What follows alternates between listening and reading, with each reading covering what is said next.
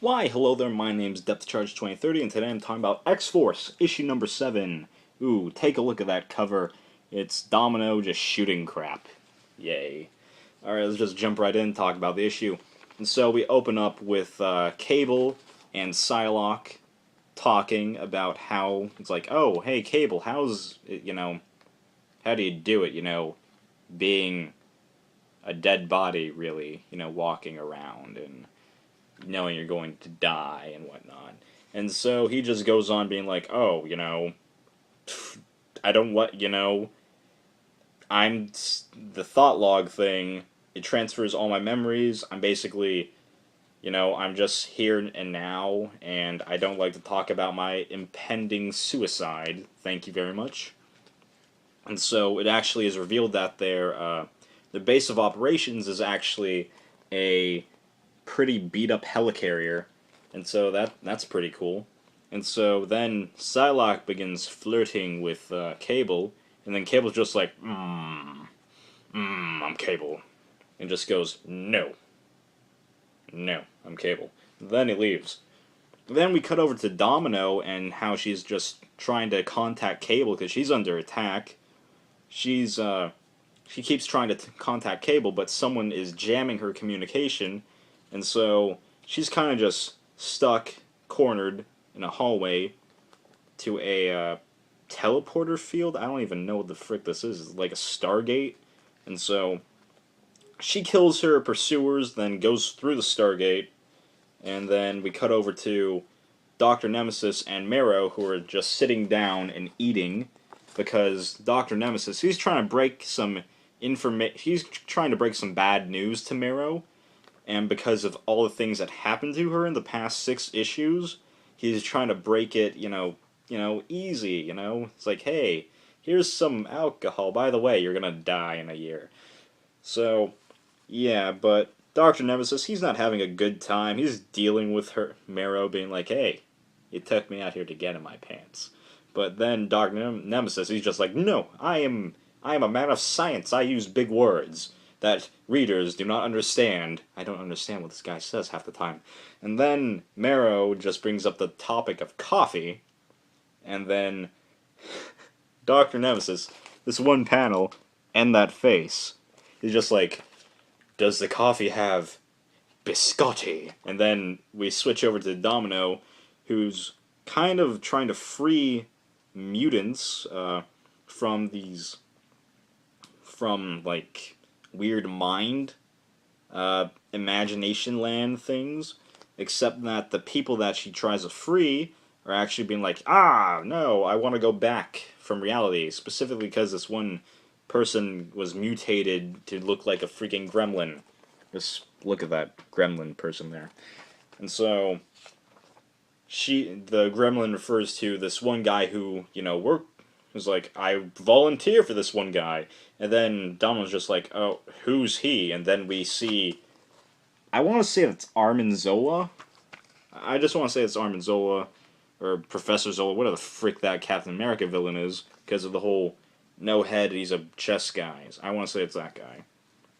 And then we cut over to Phantom X and Mimi, I mean Hope Summers. And so they're bored, and then one thing leads to another because he has a robo mind thing in his brain. She pulls him into the data scape and basically sleeps with him, is basically what happens.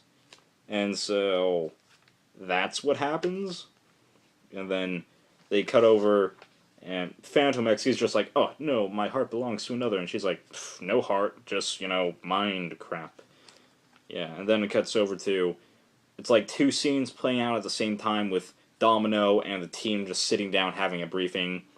And it's kind of like, it's interesting seeing, like, the parallels between Cable's mission and what this one guy's doing.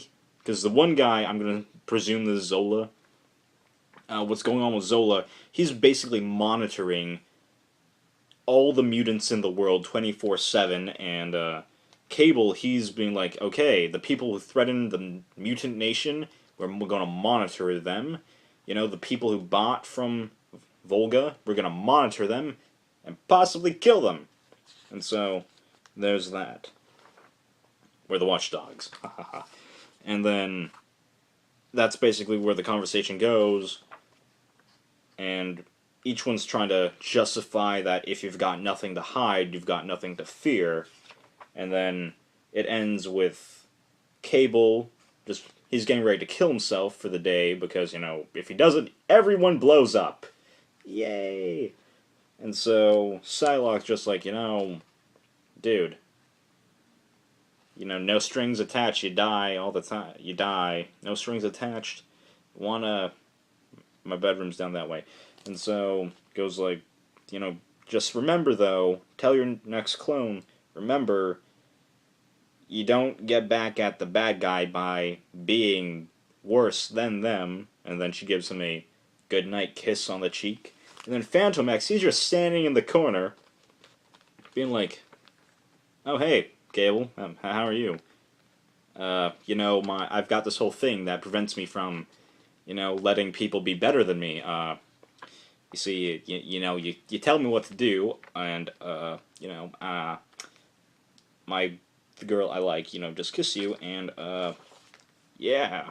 And so, turns out, I've been having thoughts of killing everyone on the team, because they're all kind of better than me, and I've worked out a way for the past several days to, work through that. And so then Phantom X just shoots Cable in the back of the head. And it's just like, that's how he's been dealing with this for several days now. Because every time Cable is about to kill himself, he takes off the thought log and shoots himself, therefore taking away the memories of his suicide. And Phantom X has been killing him each time afterwards and feeding him the sharks. And that's kind of where the issue ends. Just him tossing Cable, and being like, ugh, flies. And yeah. And holy crap, this issue. It's a good issue, don't get me wrong. The art from the, I forget the name of the artist, she did the first, or he, I don't know, did the art for the first 3 issues, but then left and had a replacement artist. She's back, or he's back, and it's more painted art, so it's actually pretty good art. I'm just confused with the whole Domino Zola thing. I'm gonna see how that plays out, because it is a nice parallel to see this evil guy's goals and Cable's goals, and how they're so similar. It's just like, means to an end, Cable. And then the whole thing with Phantom X basically sleeping with Cable's daughter and killing Cable, and that's just Phantom X, dude. And then this issue was just kind of mixed for me, because I'm like, okay, Dr. Nemesis, I get it, you're smart, but you're kind of zany. But, whatever. So, I'm going to give this a 3.5 out of 5. This is a good issue. Really good. But not stand out amazingness as, like, the previous ones. This is, like, definitely the weakest of the issues. But, yeah.